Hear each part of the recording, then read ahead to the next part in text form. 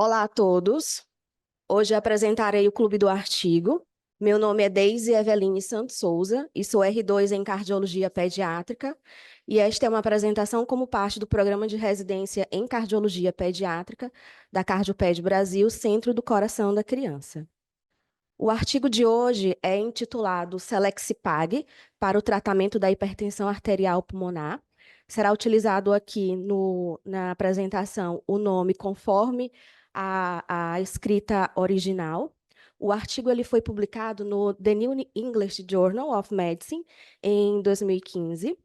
E os autores começam o artigo com o conceito que a hipertensão arterial pulmonar é uma doença grave e de mau prognóstico, né? Sendo definida como o aumento da pressão na circulação pulmonar que dificulta a passagem de sangue pelas artérias pulmonares.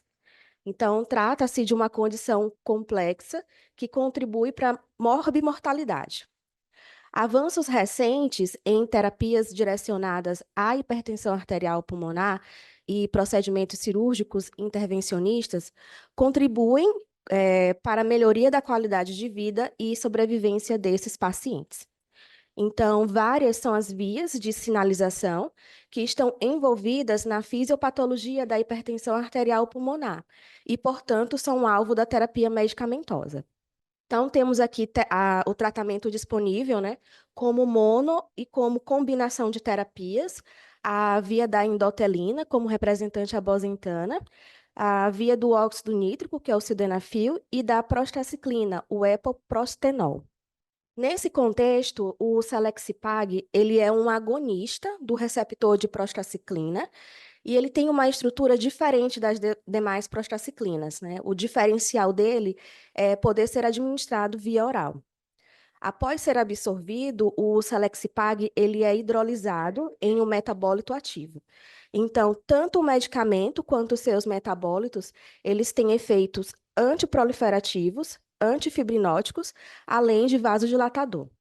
Eu trouxe aqui um outro artigo, publicado e bem conhecido, publicado no Journal of American College of Cardiology.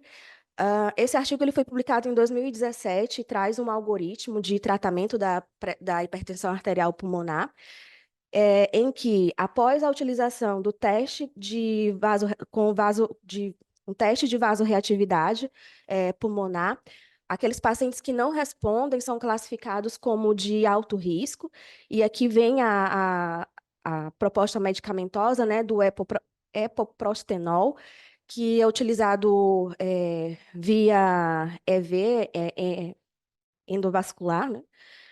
E também o Ilopros e outras terapias combinadas. E nesse contexto é que surge aqui o Selexipag como uma nova medicação.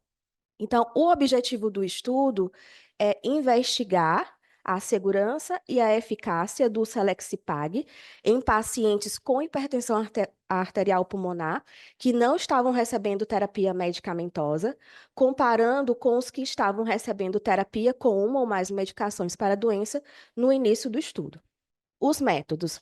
O desenho do estudo é dito como duplo cego, randomizado, com a utilização de grupos paralelos, controlado por placebo, orientado por eventos, é um estudo de fase 3 e multicêntrico. O estudo ele foi intitulado Griffon, que na tradução é Estudo do agonista do receptor de prostacyclina na hipertensão arterial pulmonar. Então, foi um estudo que foi monitorizado por um comitê independente, né, que fez toda a supervisão de dados e segurança. A coleta, o gerenciamento e a análise dos dados foram realizados pelo patrocinador, né? De acordo com um plano de análise estatística que foi pré-especificado e que foi revisado por 2 estatísticos independentes. Como critério de seleção dos pacientes, participaram aqueles entre 18 e 75 anos. Então, aqui não foram inclusos a faixa pediátrica. Dentre os que tiveram diagnóstico de hipertensão arterial pulmonar do tipo idiopática ou hereditária, hipertensão arterial pulmonar associada à infecção pelo vírus da imunodeficiência humana, uso de drogas ou exposição a toxinas, e aqueles com diagnóstico de doença do tecido conjuntivo ou shunts sistêmico-pulmonares reparados. Ainda como critério de inclusão, participaram aqueles que tiveram a confirmação do diagnóstico por cateterismo cardíaco antes da triagem, aqueles que tiveram a resistência vascular pulmonar de pelo menos 5 unidades Wood e teste de caminhada de 6 minutos entre 50 a 450 metros. Ainda eram pacientes elegíveis, aqueles que não estavam recebendo tratamento para hipertensão arterial pulmonar e aqueles que estavam recebendo ou o agonista do receptor da endotelina ou um inibidor de fosfodiesterase tipo 5, ou um ou ambos, né? Em uma dose que estava estável por pelo menos 3 meses. Não eram elegíveis os pacientes que já estavam recebendo análogos da prostacyclina nos procedimentos de julgamento. Então, dentro dos primeiros 28 dias, logo após a triagem, os pacientes eles foram aleatoriamente designados, né, em uma proporção de 1 para 1, para receber placebo e para receber o Selexipag. Durante a fase de ajuste de dose, que compreendeu as 12 primeiras semanas, o Selexipag ele foi iniciado numa dose de 200 microgramas 2 vezes ao dia. Dessa dose foi, então, sendo aumentado semanalmente, né, em incrementos de 200 microgramas 2 vezes ao dia, até que os eventos adversos pudessem acontecer associados ao uso da prostacyclina. Então, tais sintomas foram descritos como dor de cabeça, dor em maxilar, dentre outros. Quando se atingiu essa dose, então, essa dose em que os pacientes manifestaram sintomas adversos, ela foi então sendo diminuída em 200 microgramas em ambas as doses diárias, até que essa dose que foi reduzida, ela foi considerada a dose máxima tolerada para aquele paciente. A dose máxima permitida no estudo foi de 1.600 microgramas 2 vezes ao dia. E após as 12 semanas iniciais, os pacientes entraram numa fase que foi conhecida como de manutenção. A partir da semana 26, as doses elas poderiam ser aumentadas ou diminuídas, né? E a dose de manutenção individualizada, ela foi definida como aquela em que o paciente recebeu por maior duração, à medida dos resultados. Então, o desfecho composto primário foi morte ou complicação relacionada à hipertensão arterial pulmonar. E como complicações foram definidas a progressão da doença, a piora da hipertensão arterial pulmonar, que resultou ou em hospitalização ou em início da terapia com prostanoide parenteral ou terapia de oxigênio a longo prazo. E também a necessidade de transplante de pulmão ou septostomia atrial por balão. E como desfecho secundário foram caracterizados a mudança na distância no teste de caminhada de 6 minutos até a semana 26, a ausência de piora na classe funcional também até a semana 26, morte devido à hipertensão arterial pulmonar ou hospitalização por piora da doença até o final do período de tratamento ou morte por qualquer causa até o final do estudo. O desfecho exploratório foi a mudança do nível do peptídeo natriurético cerebral, né, até a semana 26. Na análise estatística, eles calcularam que para um total de 202 eventos de desfecho primário, adotando-se 90% de poder de detecção de uma taxa de risco, seria necessário uma amostra de 670 pacientes, que seriam atendidos no período, que iriam participar do estudo por um período de 2 anos. Acontece que 20 meses depois do início do estudo, foi realizada uma revisão cega dos dados. E, com base nessa revisão cega, observou-se que 154 pacientes, né, estavam recebendo terapia de base a mais do que o previsto.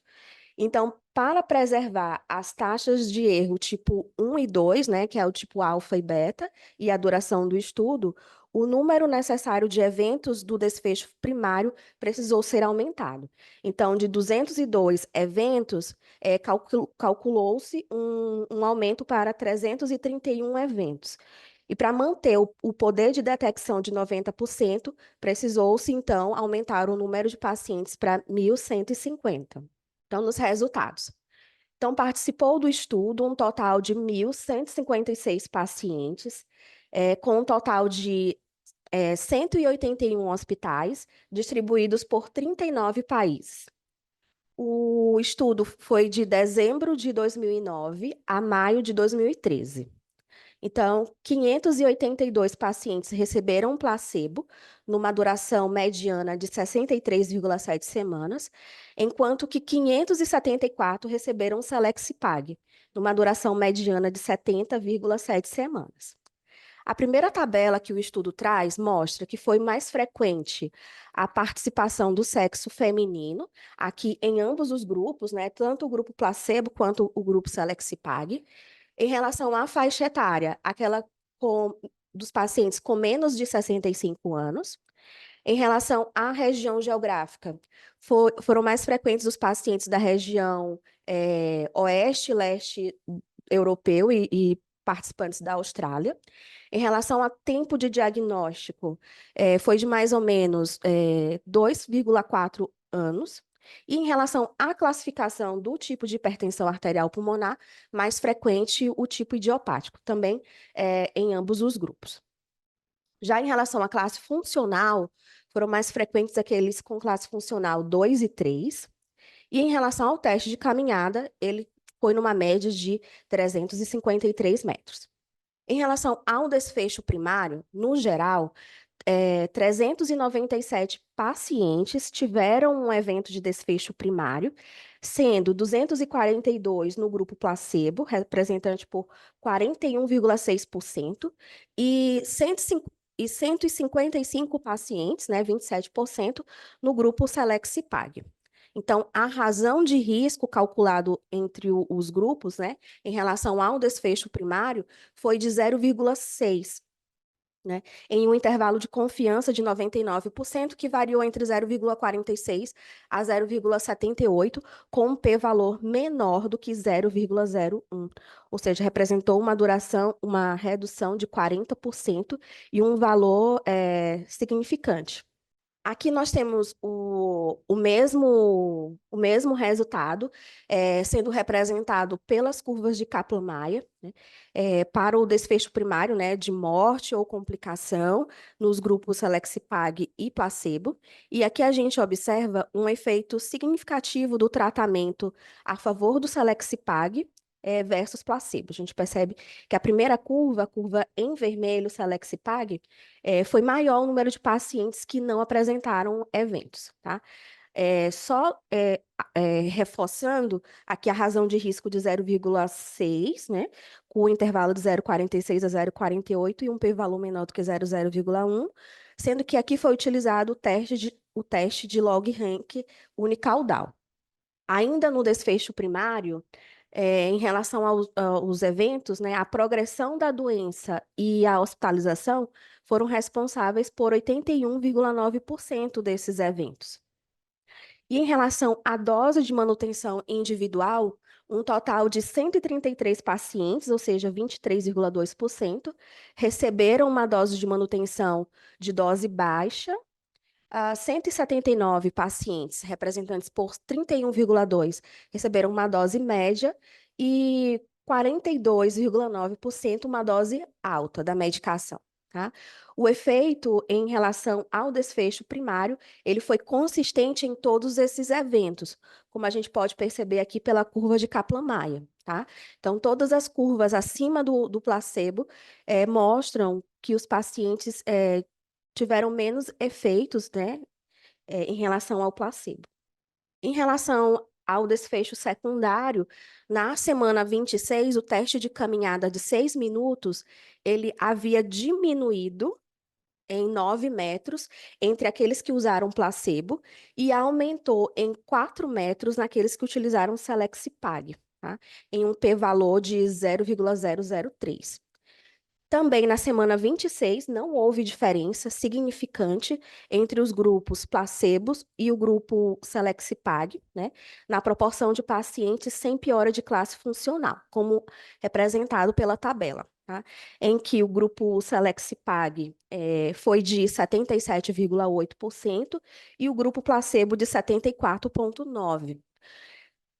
Mas aqui essa redução em relação a essa não diferença entre as classes, em relação à classe funcional, teve aqui um p-valor de 0,28, né? O que confirma que não houve tal diferença. Já no desfecho exploratório, no final do período de tratamento, a morte devido ou melhor, aqui em relação a todos os eventos, a hospitalização, né, foi um dos mais frequentes, aqui com 21,1%, e no grupo placebo e no grupo Selexipag com 15%. E ao final do estudo, a morte por qualquer causa, né, ela ocorreu em 105 pacientes, representando aqui 18% no grupo placebo, e em 100 pacientes, 17,4% no grupo Selexipag. Aqui com um p-valor de 0,42, tá? Em relação ainda ao desfecho exploratório, na semana 26, os níveis de ProBNT, eles foram significantemente menores no grupo Selexipag do que no grupo placebo. E em relação à segurança e eventos adversos, no geral, 41 pacientes, 7,1% no grupo placebo e 82 pacientes, né, representantes aqui por 14,3% no grupo Selexipag, descontinuaram o estudo prematuramente devido a algum evento adverso, né? Então, os eventos adversos foram maiores naqueles que utilizaram a medicação. Os eventos mais frequentes que foram relatados, que os pacientes apresentaram, foram aqui, com P menor do que 0,01, dor de cabeça, diarreia, náusea, dor no peito, dispneia, mialgia.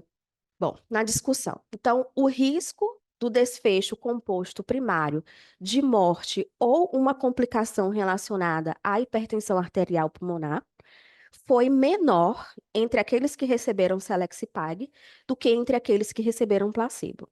E não houve diferença significante na mortalidade entre os dois grupos do estudo. O efeito do Selexipag, ele foi consistente em todos os subgrupos de pacientes pré-especificados, incluindo aqueles definidos de acordo com a causa da hipertensão arterial pulmonar, gravidade da doença e o tratamento de base. A adição de Selexipag a um regime de base de 2 medicamentos para hipertensão arterial pulmonar resultou em benefícios que foram consistentes com o efeito geral do tratamento. Então, aqui o artigo ele postulou que a densidade de receptores de prostaciclina ela varia substancialmente entre os pacientes, e isso pode influenciar na dose individualizada necessária para cada um. Então, no estudo, o Selexipag mostrou eficácia semelhante entre os pacientes que receberam regimes de dose baixa, regime de dose, tanto baixa quanto média, quanto de alta dose. Em relação à mortalidade, mas aqui em relação a todas as causas até o final do estudo, também não mostrou diferença significante, né, entre os grupos. E em relação ao teste de caminhada, a gente viu que o Selexipag ele pôde aumentar em 4 metros, né?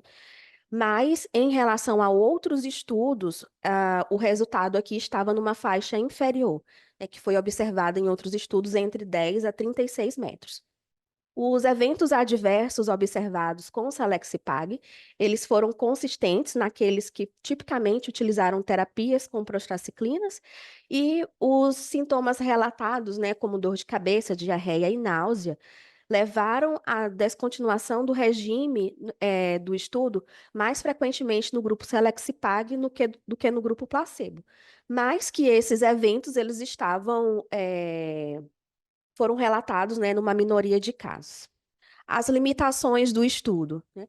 Ele incluiu um período de observação pós-tratamento opcional após a interrupção do placebo ou Selexipag, e isso, o acompanhamento desses pacientes que interromperam o placebo ou o Selexipag foi um tanto limitado e potencialmente tendencioso pela escolha dos próprios pacientes em fornecer o consentimento. Além disso, 18,9% dos pacientes interromperam, né, o placebo ou a medicação prematuramente, e o desfecho primário, ele foi baseado em recomendações para desfechos primários em ensaios clínicos randomizados e controlados, cruciais em hipertensão arterial pulmonar, e isso incluiu uma série de componentes subjetivos. Bom, então a conclusão do estudo foi que, entre os pacientes com hipertensão arterial pulmonar, o risco de desfecho composto primário de morte ou uma complicação relacionada à doença, ela foi significativamente menor entre os pacientes que receberam Selexipag do que entre aqueles que receberam placebo, e que não houve diferença significante na mortalidade entre os dois grupos do estudo. Essa é a referência do artigo. Obrigada. Então, bom dia a todos. Meu nome é Moacir Fernandes de Godoy, sou médico, cardiologista, pesquisador na FAMERP e um dos coordenadores científicos da CardioPed Brasil. Hoje, dia 27 de agosto de 2024, faremos alguns comentários sobre o trabalho apresentado pela doutora Daisy dentro do programa de residência em cardiologia pediátrica da CardioPed Brasil, Centro do Coração da Criança. O artigo, que é o uso do Selexipag para o tratamento da hipertensão arterial pulmonar, foi publicado numa revista de grande expressão, que é o New England Journal of Medicine, uma das revistas de maior impacto no momento, e salientando, porém, que foi publicado em 2015. É um estudo multicêntrico, uma grande quantidade de hospitais participando do estudo. Vou destacar que ele foi patrocinado por uma indústria farmacêutica, a Actelion, e que teve, fora do convencional, da maioria dos trabalhos, eles tiveram participação ativa no trabalho. Bem, a classificação do estudo. Eu classifiquei o estudo como quantitativo, né, nitidamente quantitativo, laboratorial experimental. Por quê? Porque houve escolha da variável, manipulação da variável e randomização. Então, isso classifica o estudo como laboratorial experimental. Ele progrediu no tempo, né? Ele é longitudinal prospectivo, mas eu considerei como histórico, porque a captação dos pacientes foi de 2009 a 2013 e a publicação em 2015. Então, ele tem em relação ao momento atual, 2024, né? Considerando desde o primeiro paciente incluído, já 15 anos. Então, dá para considerar como longitudinal prospectivo histórico. E a finalidade trata-se de um ensaio clínico. Eu vou destacar nos comentários metodológicos, não vou, obviamente, falar sobre a droga, isso será na segunda parte, mas os aspectos metodológicos que eu considerei relevantes. Então, nós temos que considerar os tipos de eventos ou desfechos que se pode utilizar em um ensaio clínico. O ideal é que se trabalhe com eventos relevantes. Eventos relevantes são os bem marcantes, como morte, eventos mórbidos graves, incluindo septicemia, acidente vascular cerebral, arritmias ventriculares complexas, e também se inclui custo como evento relevante. Quando não se pode usar evento relevante ou pela duração do estudo, por exemplo, que é mais difícil estudar a mortalidade em estudos de curta duração, se usa eventos substitutos ou surrogate endpoints. O que é um evento substituto? É um evento que se considera que vai substituir, como o nome diz, o evento relevante. Por exemplo, redução da pressão arterial. Se há redução da pressão arterial, se considera que o paciente provavelmente vai ter menos risco de insuficiência cardíaca ou menos risco de infarto e, consequentemente, menos mortalidade tardia. Então, ele substitui, a pressão arterial substitui a morte, por isso é chamado de evento substituto. Uma melhora da capacidade funcional seria a mesma coisa. Se a pessoa reduziu a sua classe funcional, reduziu, pelo menos teoricamente, seu risco de morte por problema cardiológico, e assim por diante. Só que o evento substituto, ele é considerado como substituto, mas na verdade não substitui realmente o evento relevante. O ideal é estudar eventos relevantes. Não havendo essa possibilidade, se parte para um evento substituto.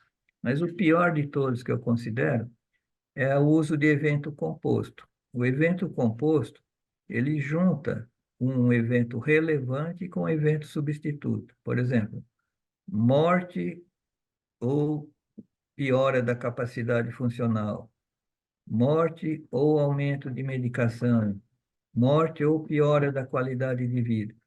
Isso é muito complicado de interpretar, porque às vezes há redução significante de um dos eventos do conjunto composto, mas não do outro. E geralmente quem está lendo o trabalho interpreta como se fosse uma redução dos dois, como nós vamos mostrar na sequência.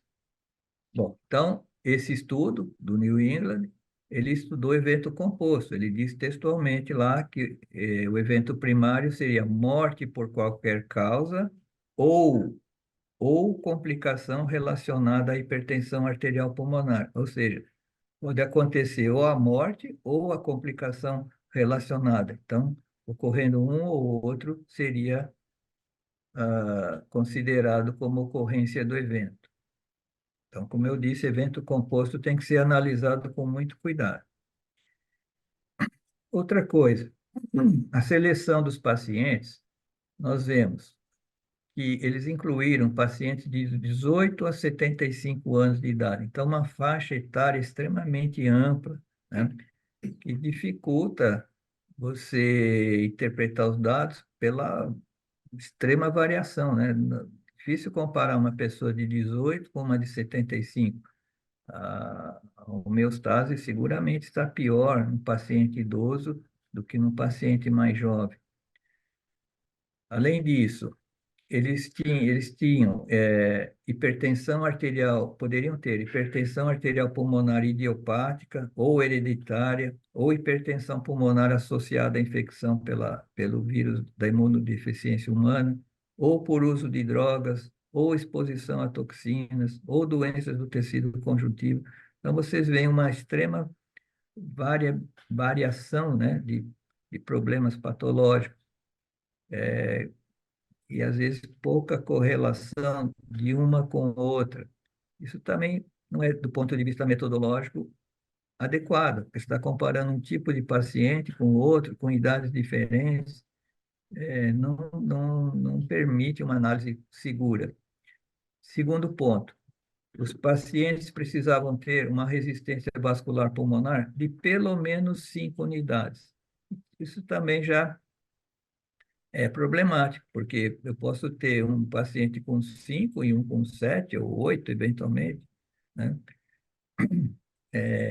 E também o teste da caminhada, muito ampla a variação, de 50 a 450 metros. Terceiro ponto, ele juntou pacientes que não estavam recebendo tratamento para hipertensão com aqueles que estavam recebendo, né? Ou um ou dois. Então, por todos esses três tópicos, eu considerei que o estudo tem uma extrema heterogeneidade, né? Além de ser multicêntrico, muitos hospitais, locais diferentes, problemas patológicos diferentes e faixa etária muito ampla. Então, um estudo com extrema heterogeneidade. Isso dificulta muito a interpretação. Na análise estatística, aí sim há um ponto positivo, porque houve um cuidado muito rigoroso com o cálculo do tamanho amostral. Isso é vital no estudo científico. Temos que sempre calcular o tamanho amostral. E eles calcularam uma taxa de eventos de 202, que ocorreriam 202 eventos, determinaram um poder do teste de 90%, isso é extremamente favorável, porque normalmente se coloca um poder de 80%, ou seja, um erro beta de 20%. No caso, eles consideraram um poder de 90%, o que é muito bom, porque aumenta o rigor estatístico, né? E outro ponto positivo, que houve uma análise cega, intermediária, e viram que seria necessário recalcular o tamanho amostral. Então, precisaram inscrever um número de pacientes de 1.150, pelo menos. No caso, inscreveram 1.156, e com a taxa de previsão de eventos de 331. Outro dado importante do rigor estatístico, que eles consideraram o valor P de 0,00499. Normalmente a gente coloca 0,05, que é muito mais alto que isso. Mas por que tão baixo assim? Porque haviam várias variáveis para estudo, e quando você vai somando muitas variáveis, é prudente ir reduzindo o valor do P, para que não haja uma diferença estatística por coincidência, ou, desculpe, por acaso. Agora, a parte mais relevante da metodologia, o resultado. Então, eles tiveram o evento primário em 397 pacientes, no grupo placebo, que deu 41,6%, e 27% no grupo Selexipag. O risco relativo foi de 0,60. Isso quer dizer que houve uma redução de 40% no risco de ocorrência do evento primário. Isso foi significante porque o P, o intervalo de confiança, melhor dizendo, está entre 0,46 a 0,78, ou seja, não inclui o valor 1. E o P deu menor que 0,001, que é menor do que aquele P que eles tinham calculado, que eles tinham proposto de 0,004. Mas vejam, isso é um evento composto, né? Então, o risco foi reduzido de ocorrer ou morte ou uma complicação da hipertensão arterial pulmonar. Quando ele não mostra no gráfico Kaplan-Meier, mas fala no texto, uma Daisy destacou, que ao final do estudo, 105 pacientes no grupo placebo e 100 pacientes no grupo Selexipag morreram por qualquer causa. Essa diferença não dá estatisticamente significante. Então, vejam a importância. Eles concluem que houve diferença significante no evento primário, que era morte por qualquer causa ou complicação pulmonar, mas quando analisa especificamente a morte, isoladamente, não houve diferença estatisticamente significante. Então, praticamente invalida a conclusão inicial, porque a diferença deve ter sido, obviamente, só pela diferença nas complicações da hipertensão pulmonar. A curva atuarial, então, ele mostra para o conjunto de dados uma diferença significante, com risco relativo de 0,60, mas quando separa só pela morte, contrasta com esse gráfico inicial do grupo total, porque o risco relativo foi 0,97, o intervalo de confiança de 0,74 a 1,28. Então, cruza o número 1, e o P deu 0,42. Entenderam? Então, o evento conjunto, o evento conjunto leva a uma má interpretação dos resultados, nesse caso e em muitos outros que são publicados, porque coloca dois eventos como ocorrendo, quando na verdade só um deles foi significante.